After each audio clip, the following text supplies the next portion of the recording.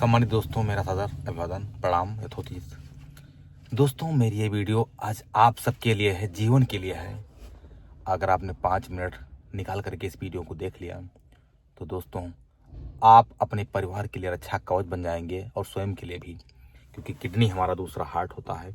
Kidney खराब होने से जीवन कितना अस्त व्यस्त होता है, इसको मैं देख रहा हूँ, मैं झेल रहा हूँ। मेरे पिताजी किडनी पेशेंट हैं, उनकी किडनी फेल हो चुकी है, दोनों किडनी फेल हो गई है। उसके लिए कारण कौन से उत्तरदायी हैं, पिताजी ने कहाँ पर गलतियाँ की हैं, मैं आपको उन गलतियों को बताऊंगा। उन गलतियों को जानने के बाद में आप अपनी किडनी को, अपने परिवार की किडनी को, घर के बड़े बुजुर्गों की किडनी को सेफ रख पाओगे केवल मेरी इस वीडियो को अगर आपने देख लिया तो। दोस्तों, मेरी बात को ध्यान से सुनिएगा, गौर से सुनिएगा, केवल 5 मिनट दीजिएगा और ज़िंदगी में आपकी किडनी, आपके परिवार की किडनी सेफ रहेगी, कभी कोई दिक्कत नहीं आएगी। दोस्तों, पिताजी को 20 वर्ष से डायबिटीज़ है। पिताजी डायबिटीज़ की दवा लेते रहे, कभी नहीं ध्यान दिया कि दवाओं का सेवन कम से कम किया जाए और शुगर को नेचुरली कंट्रोल किया जाए। नेचुरली कंट्रोल करने का मतलब है योगा और एक्सरसाइज। अगर आप थोड़ा योगा करेंगे, एक्सरसाइज करेंगे, परहेज करेंगे तो दोस्तों गारंटी है कि आपकी किडनी कभी नहीं खराब होगी, कभी नहीं फेल होगी।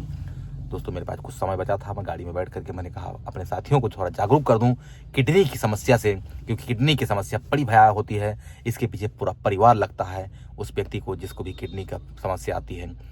डायलिसिस हफ्ते में 2 से 3 बार कराना पड़ता है और जिस दिन डायलिसिस कराओगे पूरा दिन निकल जाता है, क्योंकि 4 से 5 घंटे, 4 घंटे तो मशीन पर लगता है, आधे 1 घंटे पहले और आधे 1 घंटे बाद में अस्पताल में रुकना पड़ता है।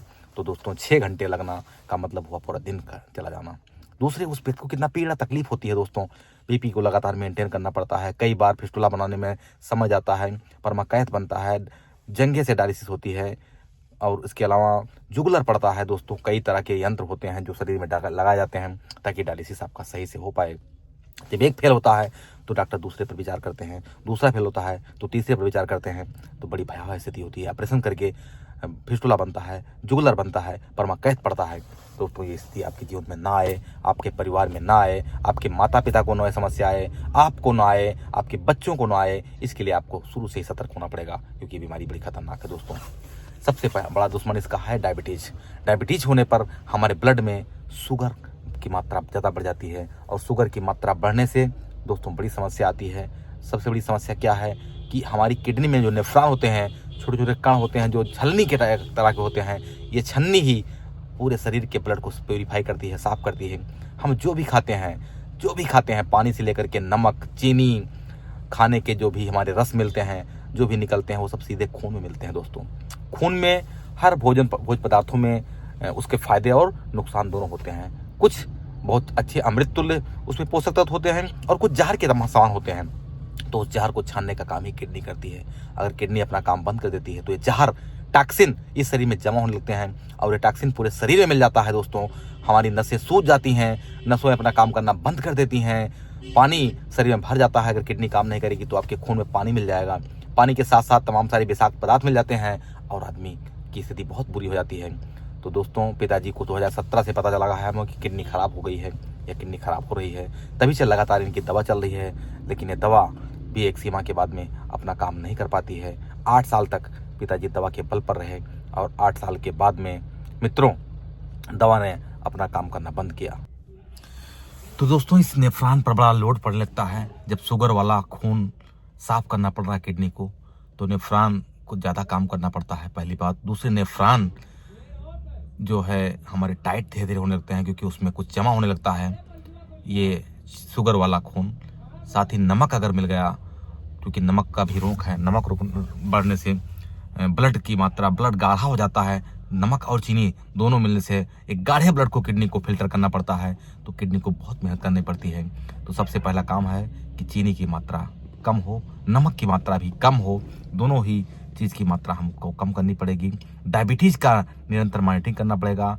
रोज़ योगा और व्यायाम करने से दवाओं पर हमारा लोड कम हो जाता है, क्योंकि दवाओं को भी किडनी को छानना पड़ता है। जो दवाएं हम रेगुलर लेते हैं उस दवाओं को भी किडनी फिल्टर करती है, उसके विषाक्त पदार्थों को निकालती है, अच्छी चीज़ों को अपने पास जाने देती है। और लगातार ये काम करते करते, चूँकि लगातार दवा का सेवन करते करते, शुगर पेशेंट लगातार दवा का सेवन करते रहते हैं, तो दवा का सेवन करते करते किडनी कमज़ोर पड़ जाती है। दूसरा, पानी का इंटेक कम लेना। बहुत बार हम देखते हैं कि पानी कम से कम मात्रा में हम लोग पीते हैं, तो पानी कम पीने से भी हमारा खून ज़्यादा गाढ़ा हो जाता है। और दूसरा चीज़ क्या है, पानी कम पिएंगे तो किडनी अपने आप सूखने लगती है। लगातार पानी की पर्याप्त मात्रा में किडनी को पानी की पर्याप्त मात्रा की जरूरत पड़ती है, तो पानी का सेवन अच्छे मात्रा में किया जाए। डायबिटीज़ को कंट्रोल किया जाए, बीपी को कंट्रोल किया जाए। अगर हमारा इतिहास बीपी और डायबिटीज़ का है तो हमको बिल्कुल अलर्ट होने की ज़रूरत है, बिल्कुल अलर्ट मोड में रहने की ज़रूरत है, नियमित व्यायाम करने की ज़रूरत है, नियमित अभ्यास करने की ज़रूरत है। तो किडनी को बचाना है अगर, तो आपको डायबिटीज़ को रोकना होगा। डायबिटीज़ के साथ साथ आपको बीपी पर कंट्रोल करना होगा।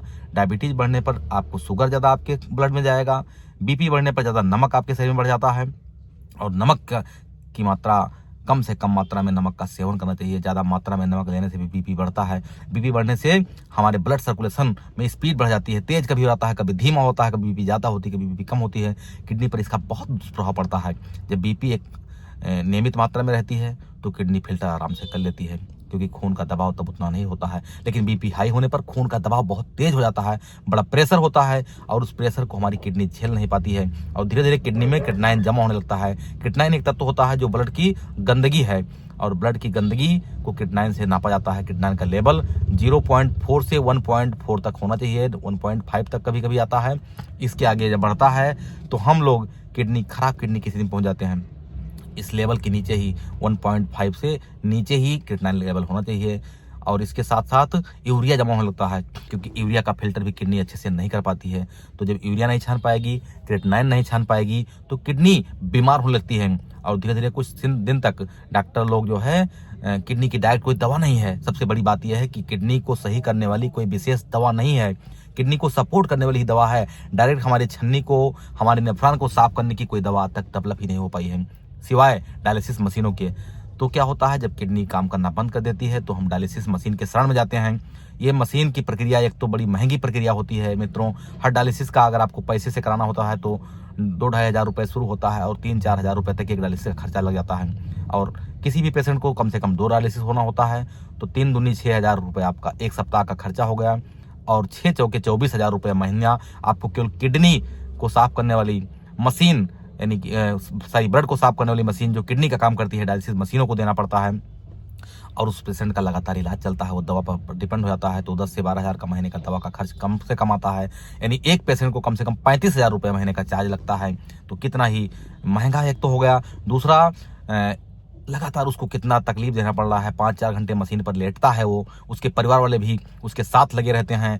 हफ्ते में 2 बार तो उसको अस्पताल जाना पड़ता है, और कम से कम 2 बार डॉक्टर को चेकअप कराना पड़ता है। तो कम से कम 10 दिन वो व्यक्ति अस्पताल से गुजरता है। तो मैं इस समय इसी प्रक्रिया से गुजर रहा हूँ मेरे प्यारे दोस्तों। मैं चाहता हूँ कि मेरा जो अनुभव है और साथियों के काम आ जाए। आप अपने गार्जियन का ध्यान रखिए, स्वयं का ध्यान रखिए, नियमित व्यायाम कीजिए। मैं आपको एक्सरसाइज भी कराता हूँ, मैं नियमित रेगुलर व्यायाम कराता हूँ। आप मुझसे जुड़ जाइए। इस चैनल को अगर आपको अच्छा लगे तो सब्सक्राइब कर लीजिए, क्योंकि कहा जाता है रोगी है सबसे बड़ा वैद्य होता है।